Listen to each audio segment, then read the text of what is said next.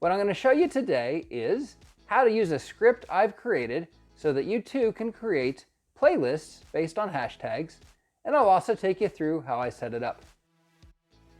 But without further ado, let's have a look. First of all, you're going to need a copy of the script, which is available in my Git repository. I will put a link in the description below. So let's get started by making a copy of what you see here, and I'm going to copy this to a local editor on my Windows machine for ease of demonstration purposes and editing. Now that we have that done, we're going to edit our Google credentials, so I'm going to scroll down in the script a little bit so that we can see that section. So for Google credential settings, you have to have a YouTube channel. So go ahead and head over to YouTube if you don't, sign in with your Google account, you should have one, and go to create a channel. And then from there you can put in a name and click on create channel. Of course, if you don't have a Google account, you need to create one of those first. This channel will just be illustrative. You have to have a channel to create a playlist. So that's why we have done this. So now we're going to go to Google Cloud Platform, create a project, and enable the YouTube Data API v3. To access the Google Cloud Platform, you can, Google Cloud Platform, or you can go to console.cloud.google.com. From there, we're going to create a project, and we can click on New Project and give it a name. The name isn't really significant. I'll just say My New Project, and from there we can click Create. It'll take a little while, and the project will create. You see the spinner up there, and once it goes green, our new project will be ready to go, and we can click on it. Super. So now we're going to go to APIs and Services that you see on the left there, and then we can click on Enabled APIs and Services, and then we can enable APIs and Services, and we're going to search for the YouTube Data API v3. Go ahead and do a search for that. We can click on it when it comes back, and from there we can go ahead and click Enable. And with that, it will be all set and ready for use. So next we need a Google API key. So we're going to go to Google Cloud Platform once more, APIs and Services, Credentials, Create Credentials, and then API key. That's a mouthful. So here we are in Credentials, and we can click Create Credentials and API key. Perfect. Let's go ahead and copy that and paste that into our script so that we have it. Next up, we're going to enable the OAuth consent screen. First, we're going to go back to the Google Cloud Console. So first, we can come back and click on External and then Create. And then we can give the app any old name, it doesn't really matter. And then put in a user support email address. We can just choose our address associated with our account. Same for developer contact information, anything is fine. We can just go ahead and put in our email address from our Gmail account, save and continue. That brings us to scope. For that, we're just going to click Save and Continue, and we'll be on our way. Then we get into test users. It's going to be the same situation. We can just go ahead and click Save and Continue, and we will be on our way. Perfect. From there, we can go ahead and go back to the OAuth consent screen and publish our app. This will make it live and quote-unquote in production for our purposes. So clicking on Publish App and confirming, and this will now be available for our use. Now we get to go and create some credentials for our OAuth client ID. So back to the Credentials tab, go up to Create Credentials up top, choose OAuth client ID. From there, make this a desktop app, and then from there we can click Create. Don't worry about the name, it's not important. We're going to copy the client ID and secret that you see here and paste these back into our script. So we'll go ahead and paste the client ID in, then we will go and grab the secret, and we can paste the secret in.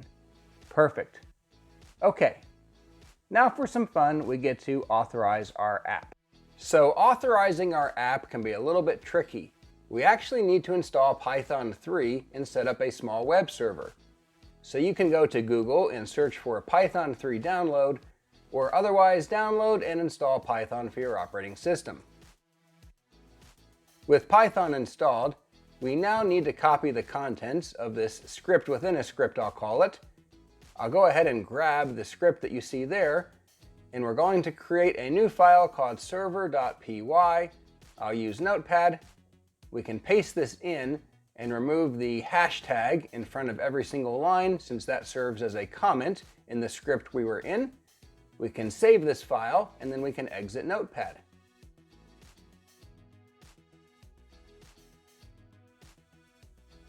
From there, we're going to start up this little server. So back to the DOS window, and we can type it accordingly. And with that, the server is now running.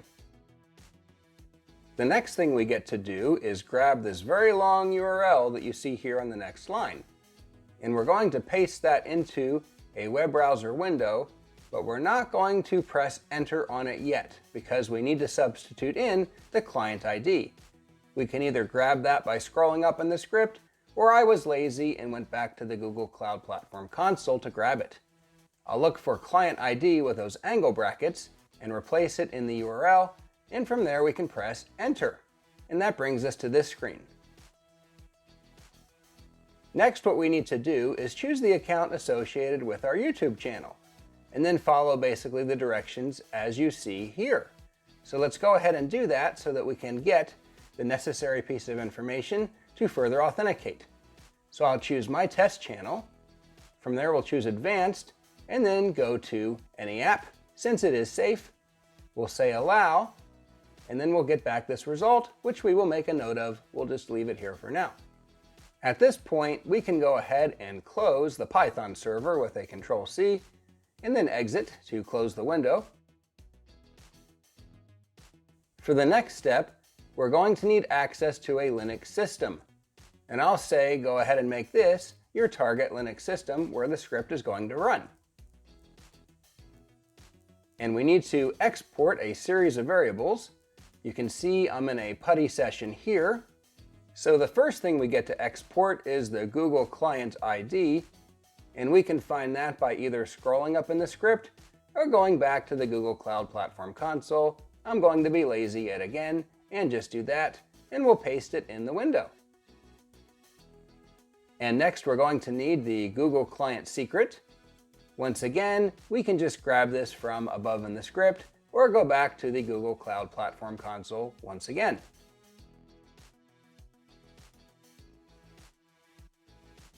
And finally, we're going to need to export the Google API code, which is that code that we got back from the earlier authentication. And as you may recall, that was in our second browser window here. We can grab that and paste that in, and we'll be all set with our exports.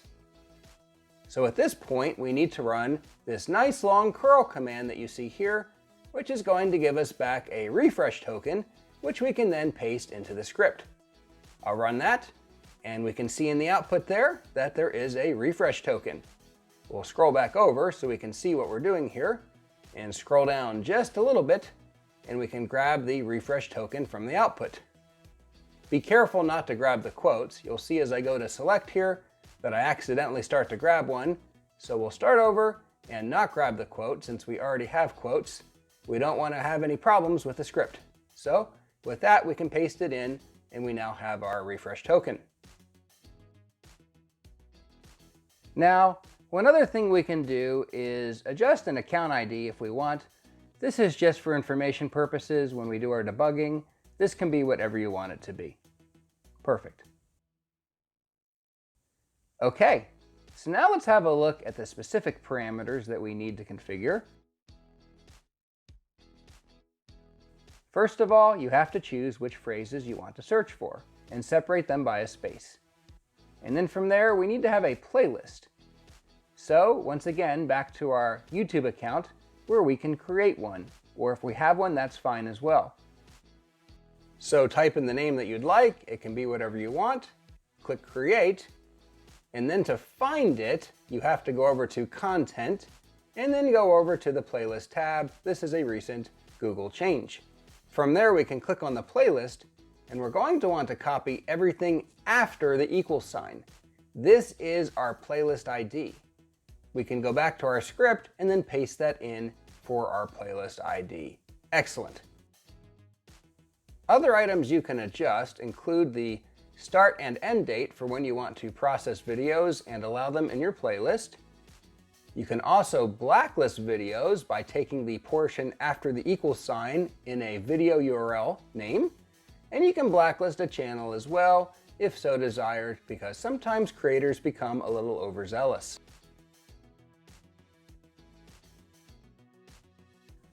So now's a good time for a quick programming note. It's fair to say that Google is constantly changing the way it does things. So the rest of this video is going to be older footage from the last time I made a tutorial. The script and/or screenshots or playlist may look a little different, but I think you'll get the idea. So with the modifications out of the way, we can go ahead and put this in and run it. The first thing I need to do really is to copy everything that you see here and paste it on my Linux system. So I'll go over to a shell here. I'm going to make a directory called data/list, like I said in step 1 but didn't do, and then go ahead and put a file called update #video playlist.sh in that directory. And we will paste the contents of the script that we just put together. And then from there, we can go ahead and save that. I'm just verifying the contents here. We can go ahead and save that and close out. And one thing we need to do is make this executable. So I'm going to do a chmod 755 on this file. This step will be added to the procedure. Next, we need to edit cron tab so that this runs on a periodic basis. I'm going to say run every day at 8 a.m. So I'll copy the line that you see here. Cron tab Guru is a great web page if you want to see what different values you can set this to. Don't run this too often, you will run out of credits. Okay, before we take this on a test run, we actually need to install JQ because on a Raspberry Pi, it's not installed by default. So I did a sudo apt-get install JQ, and this will be added to the procedure later. Unfortunately, I didn't have it by the time I made this original procedure. So that will go ahead and install, so we have what we need. And now we can go ahead and take the program out for a trial run. So I'll go ahead and run it, and we'll see the output here as it runs. So it's performing a search for Dawsember, which was my first of 2 phrases. And then once that finishes, it's going to search Dawsember 2021, filter the results, and then from there, it's going to update the playlist once we see that happen. And we can see that it's adding new videos to the playlist since this is an empty playlist with none of these videos added. And once that finishes, we'll finally get our total cost for update as well as each of the different sub functions that were called. So now if we go and refresh the playlist, we will see that indeed it is now populated with 23 videos. And that's very cool. So something else I like to do that you'll see me do here in a minute, I like to sort by oldest publish date first. So we'll go ahead and update that. And then from there, we will be all set.